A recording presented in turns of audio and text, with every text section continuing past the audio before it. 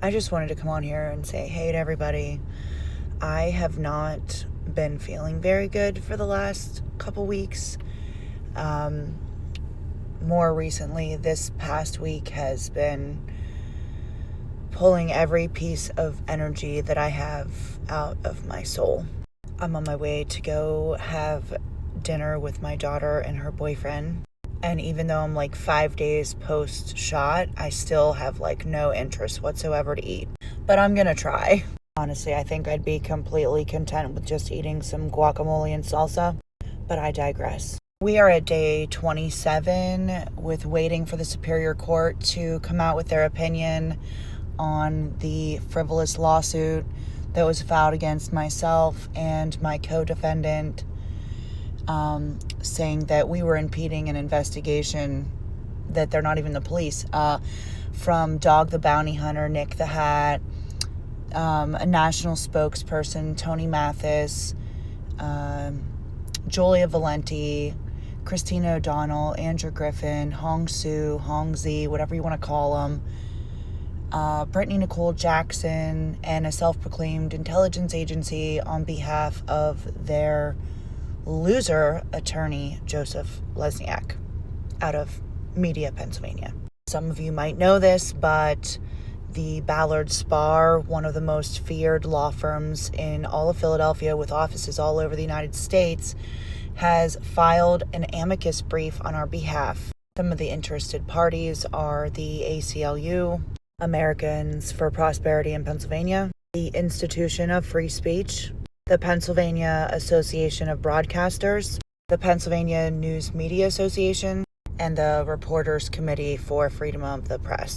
Basically, if you are a news reporter, a newspaper, a media outlet in the state of Pennsylvania, right now, this first properly filed anti-SLAPP, which was a new law passed just 90 days before they frivolously sued us, that was passed by our governor, Josh Shapiro, is now sitting in the Superior Court with the entire free speech organizations of Pennsylvania backing the dismissal of At Night and Dog the Bounty Hunter's bullshit filing. One thing that it has forced us to do is to come up with, we're toppling towards $150,000 in attorney fees right now, and I'm a single mother.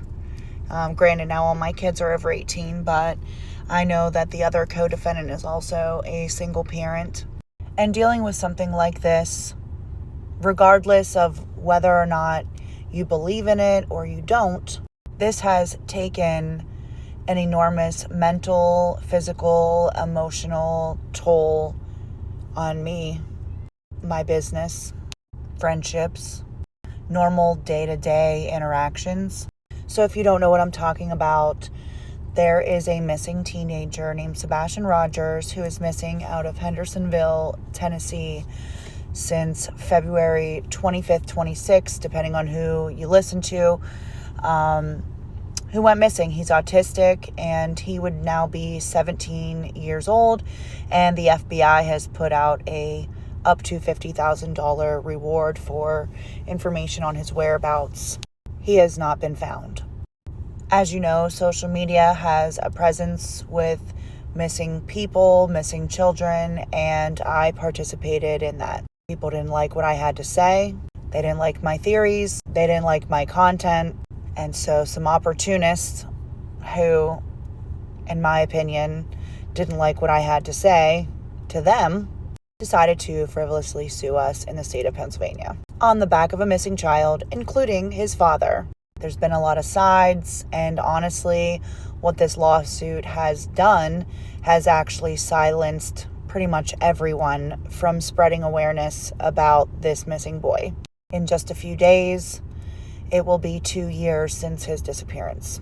One thing that I will not do is allow somebody to try and have control over my life by frivolously suing me. I will not be silenced. I will not be intimidated. Oh, and speaking of intimidation, the lawyer, Joseph Lesniak, put Bruce Castor our 13-day former attorney general and who was also the prosecutor for Bill Cosby. Yeah, he put him on the filing to intimidate us. Funny that my attorney, Tom King III, knows Bruce Castor, as they were both Trump's attorneys at one point, and had correspondence several times that Bruce Castor wanted nothing to do with the lawsuit and didn't have anything to do with the lawsuit. And it was also brought up at the anti-SLAPP hearing back in February of 2025. At this point, none of the plaintiffs really are spreading any positive awareness, in my opinion, about the missing child. And I'm not really sure what they plan to accomplish, seeing as they say they're not going to give up ever, but half of them don't even talk about him anymore. So I'm just sitting in wait. 27 days in that the Superior Court judges, we have 3 judges that were assigned to our case, they dismissed the plaintiff's attorney request for oral arguments. Granted, I mean, that would be a shit show. And they have ruled that they will be ruling on briefs only. And I guess what I should state is that whenever you file an appeal with the Superior Court, it's your responsibility as the plaintiff and the attorneys to file a reproduced record. They filed 73 pages, no cover photo, no table of contents. Actually, it's not even on the docket, which forced my attorney to reproduce the actual record, which was 8,054 pages.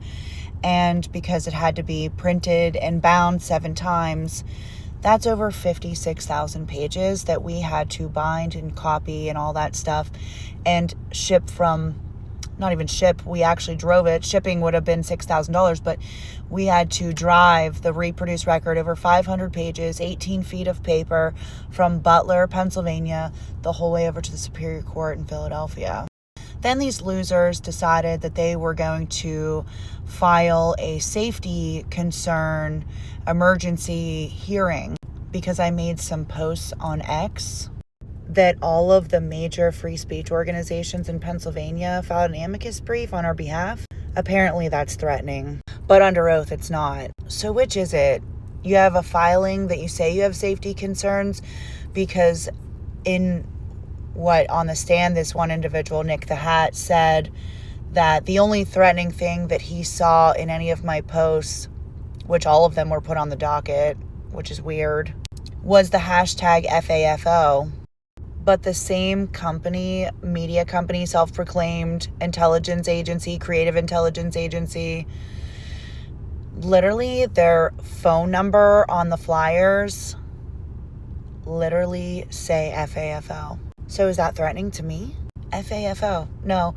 What I meant by FAFO is when you file a frivolous lawsuit against people and major free speech organizations step in, you're about to find out that your lawsuit is bullshit. See, I don't threaten people.